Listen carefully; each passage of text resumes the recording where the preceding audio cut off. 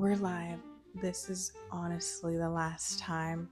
I don't know what bad juju is in the air, but not today, not today, and not today. Welcome back to the channel, everybody.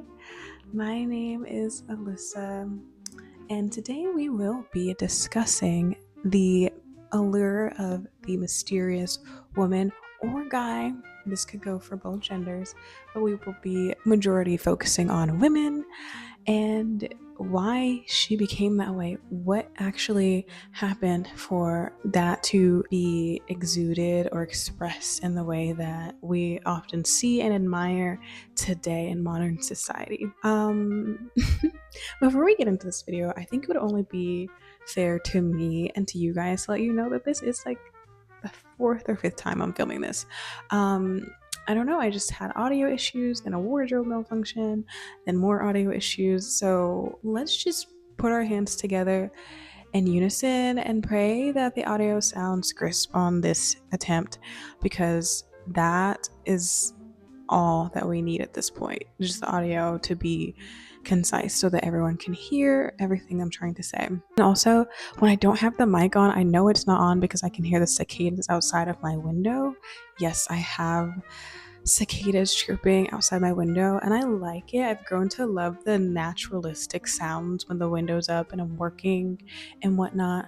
But when I'm trying to film a video and the mic's not canceling that sound out, that's how I know it's not on. So that's how I was able to tell that we were working with natural sound and not the mic's filtered sound. It is a beautiful day.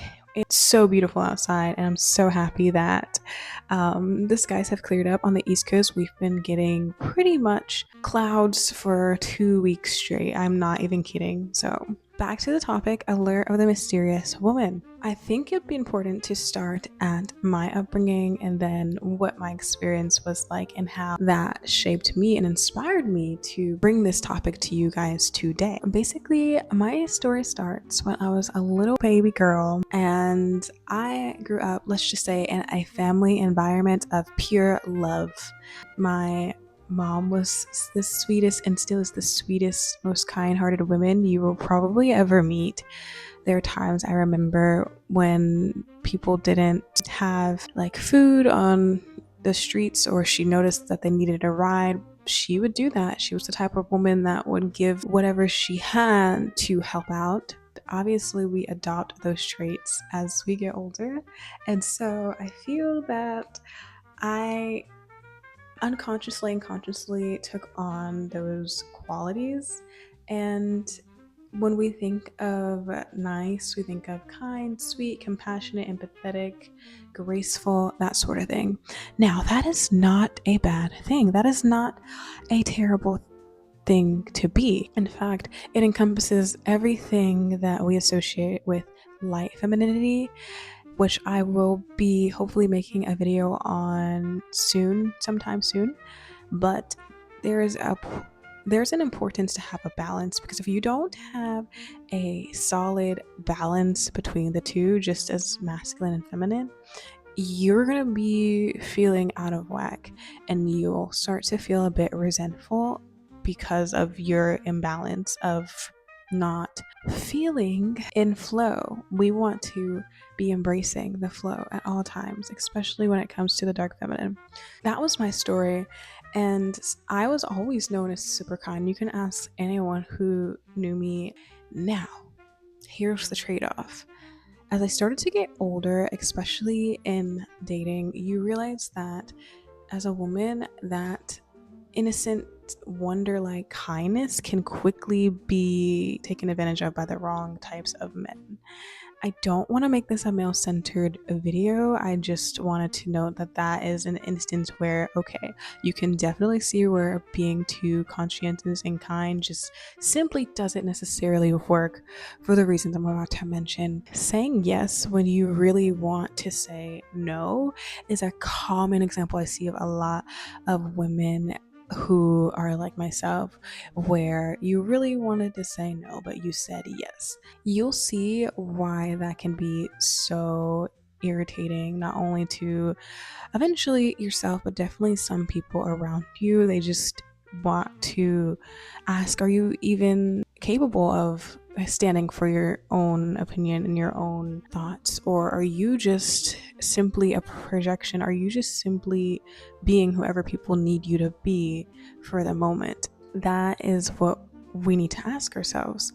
Another example of that is if you are shrinking or hiding to try to make someone else feel comfortable.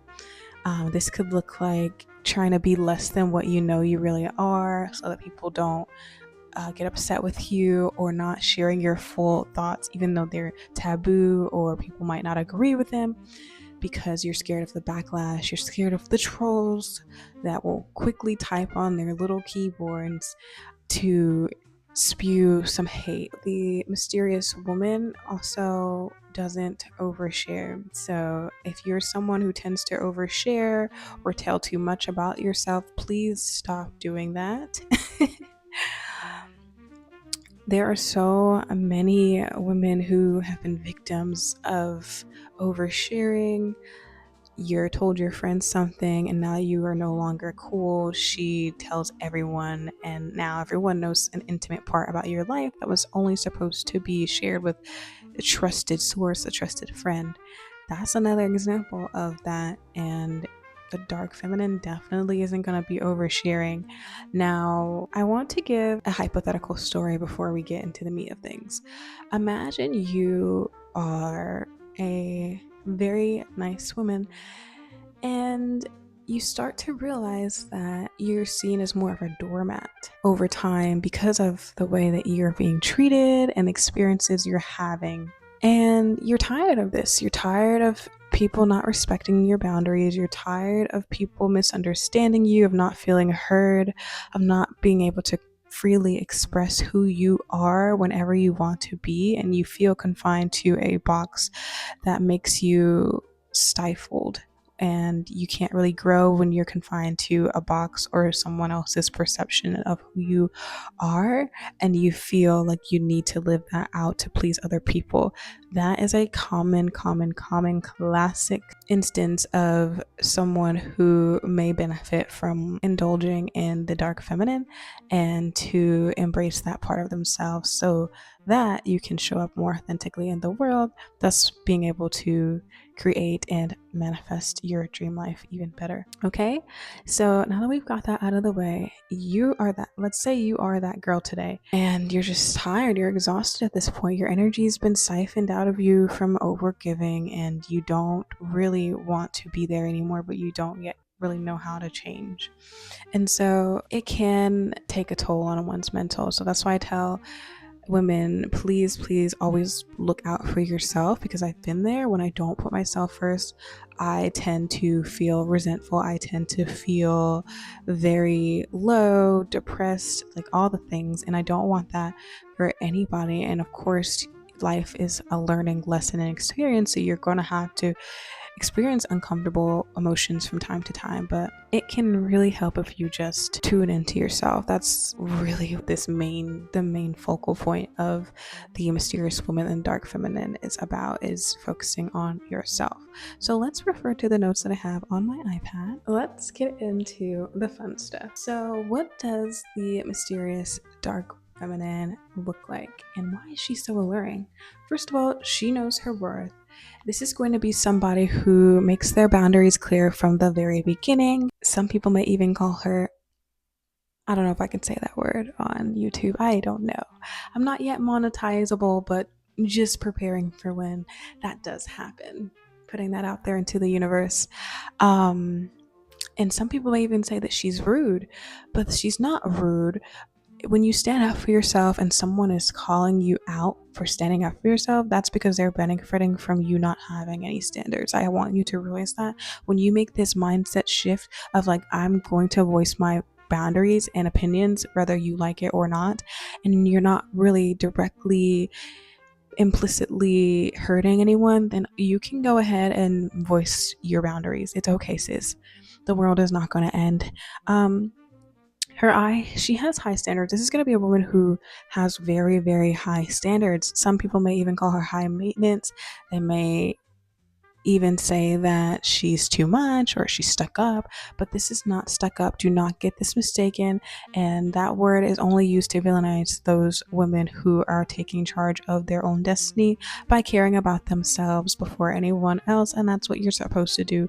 Love yourself first so that you can love other people. You can't pour from your empty cups. We are not doing that. We're done doing that. It is almost the end of 2025. We're now nearing September. Well, yeah, we're going to be in September. We're now in August. What do you want the last few months of year 2025 to look like? I don't think you want it to look like someone who has a low standards and doesn't expect much out of life, because life can be fruitful if only you are ready to accept the fruits that come with life when you embrace yourself. Okay, so this is going to be someone who has high standards.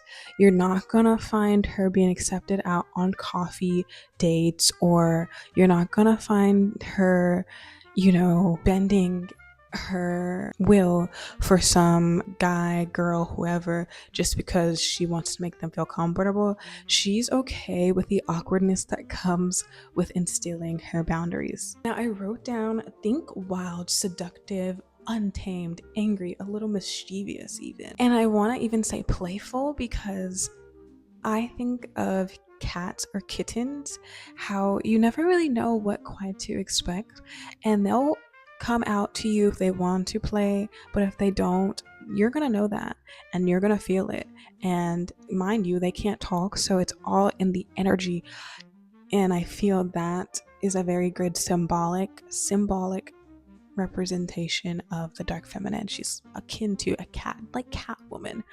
Even we could use the 9 lives analogy to say that when you embrace the side of yourself, you have so many different facets to your personality that people don't really know what to expect from you. So if you're someone who is normally like very light and bubbly and talkative, maybe try to dial that back some days, or see what it's like being a little more quiet and how the world responds to you, instead of immediately saying or smiling at someone first. Let them talk to you first.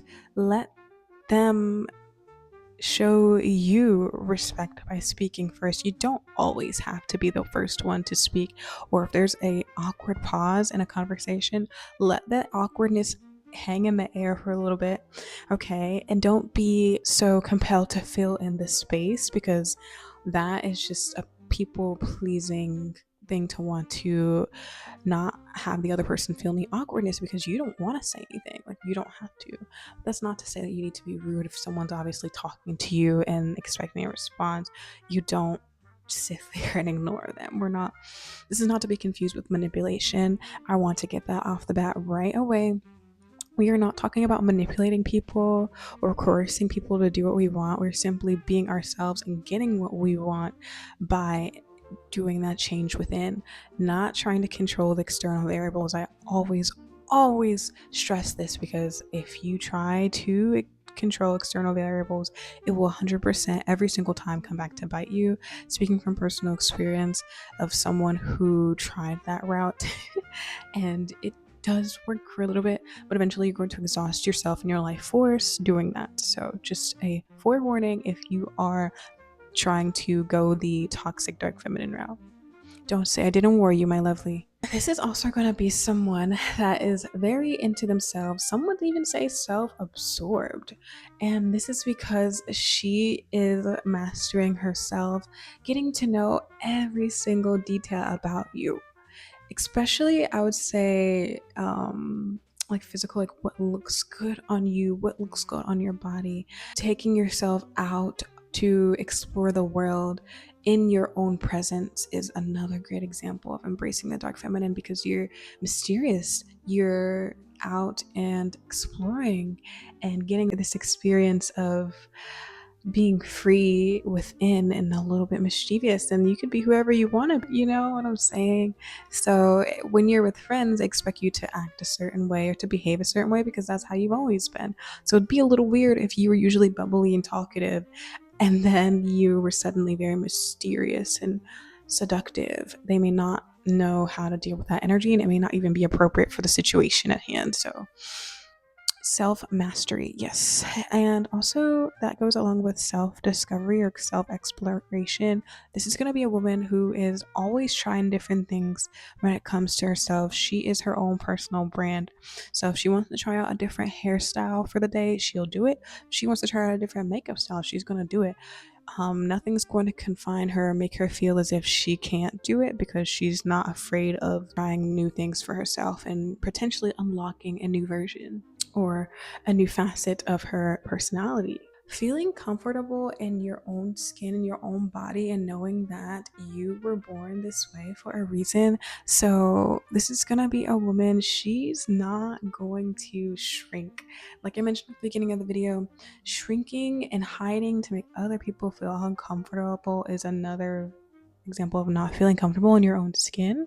So when you do feel comfortable in your own skin, you're going to have better posture, you're going to speak clearer, you're going to make eye contact, you're not going to be looking away, looking around the room when someone's talking to you, and you're going to be direct, because that shows you are confident and comfortable in your skin. And the dark feminine has to have this quality.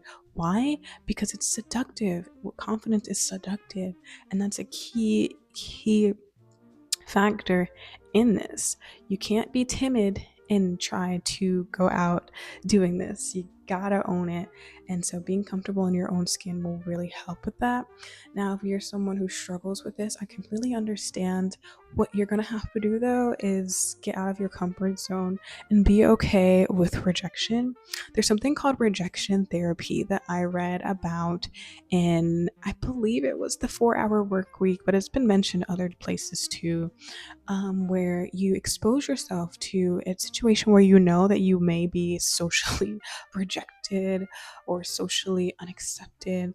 One exercise was going out in a restaurant and laying on the ground for 5 minutes like a maniac, knowing that people are going to be judging you, getting that public disdain, and soaking up that energy. And it's kind of like you can transmute it too, because you can use that to fuel you being yourself.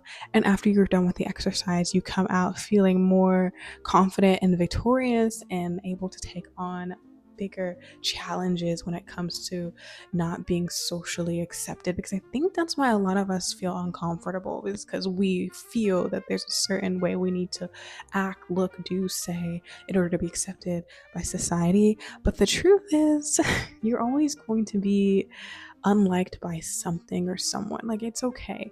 And rejection exposure therapy, so key, cheat code. My form of this is usually just like something that I know might get looks or stares. I do occasionally, like, I'll dress a little super, super ultra fancy, just because. And yeah, there are some people that are going to give you weird looks, like, where are you going? Who is she? But that's fine. That's something that comes with being comfortable in your own skin. No matter what version of yourself that you show up as, you are able to still own it and be confident about it. This video might be a little long, and I really didn't want it to be, so I could film a part 2. I may film a part 2 to this video for next week, so this isn't too long. So I think that's what we're gonna do. I'm gonna mention a few more points, and then I'm gonna film a part 2, because this video is already getting pretty long. Shadow work. If you have heard of shadow work, you know how it invokes a lot of emotions that may just help you process some things that you've not yet addressed within. And this can unlock a yummy source feeling of wholeness and just self-understanding once you are able to write a couple entries about your experience. For example, there's a few shadow work prompts about, like, what are your fears, what are some things about you that no one knows, that you've never told anyone. Maybe it's just things, coming to terms with your shadow self is what shadow work is all about, so that you can, instead of shunning and hiding from those dark or maybe taboo parts about yourself, looking them straight in the eye and saying, I know that this is a part of my psyche and I'm not afraid of it. It's not something that I'm going to try to hide anymore. And as a result, you'll feel more comfortable to express the dark mischievous, playful aspect about yourself instead of being so rigid and serious and like hiding that, because it really does create this feeling of this gut wrenching feeling of, oh, I'm hiding something, like I'm not being authentic to myself. And that is because shadow work hasn't really been addressed yet. When I started to do shadow work, I remember when I started to do it, I didn't see the effects right away, I'm not gonna lie, but I definitely felt freer and lighter. And when you feel less weighed down and you release your inhibitions, um, you can finally get into some playful energy. And that is where you want to be, especially if you're trying to create something new or you're trying to address something new or become something new or make a mindset shift. That is going to be your best friend. So look into shadow work prompts. Men, you can probably do this as well. I'm sure they have some for the masculine. Don't be afraid to write. I feel like I would like to see more men write things down as far as journaling, because I feel like men are also expected to be rigid and very put together and have it all figured out when they're just like us. Sometimes they don't know. So don't be afraid to indulge in some shadow work prompt journaling. The dark feminine, and I know you guys were probably waiting on me to discuss this about her. She's gonna be someone who is very sensual, very seductive, and you could even play around. And we're not gonna get into the key physical characteristics yet, but I do want to note that a deeper, more raspy toned, almost just woke up in the morning voice can work to help you feel that playful energy. If you're someone who usually talks like this, it's okay. I mean, like, it's okay if you sound like that. That's awesome. I love the uniqueness and diversity that we all have as women. It's so amazing, and I love to encourage and empower women to be who you are. But if you're trying to really, really play around with this energy, you gotta play around with voice control. And voice control is going to unlock that energy like never before. I'm telling you, I'm telling you, I'm telling you. Take my word. She's also going to be someone who is not afraid of her primal innate instincts. Now, you can take from that what you will. I will just say that let's do everything according to what we're supposed to be doing when it comes to religion, the Bible, etc. Let's make sure we keep that into account. But this is someone who's not going to be afraid to express those innate primal instinct and desires in an appropriate setting. And that is so important, to not feel shamed or to feel embarrassed, because as a woman, if you are, I'm hoping that you're over 18 watching this video, you know that that is a part of being a woman. These are things about us and we don't have to feel ashamed about them. In fact, even the simple art of embracing that yummy, joyful, playful energy, that warm, burning energy, will really, really change things that you didn't know was possible. I'm telling you right now. Belly dancing. I forget what the yoga is. It tantric yoga? I don't know. Yoga that helps to move the body in a rhythmic, slow way like that is really, really, really awesome. It's amazing, and I love it because I always feel so connected and in tune with my body. And the dark feminine is going to be someone who is very comfortable with her body, and she's going to be okay with moving and being seen. She's going to feel very much in tune with her rhythm. And this can be thought of as the Aphrodite goddess. You can look up Aphrodite goddess. I think she's a good example of this as well, of just a woman who is rhythmically. Hi, my lovelies. So this is just me coming back. I have to wrap it up here because, for one, I don't want the video to be too long. For two, I got some things to do. But I really enjoyed this part one of the series of the dark feminine, and I cannot wait to film part two. I'll probably have that out the following week. We shall see. But I do already have the notes and everything. I did a whole research extravaganza on this, so rest assured, everything that I'm providing to you, we have read through and through and have the receipts to prove it. But thank you so much for watching. If you watch until the end, I hope that you were taking some notes. Okay, this is a noteworthy topic to write about. In fact, I think every video you watch about self-discovery, self-improvement, femininity, that sort of thing, you should be taking notes. Otherwise, the information you may internalize some, but then the rest, like the important bits, you might forget. So that's just my advice to you, my lovely, or my Mr. Macho watching. So yeah, that's it. I'm gonna go on with my day and edit this portion of the video. And I hope that you have a good rest of your day. I'll see you guys in the next one. Signing off. Bye.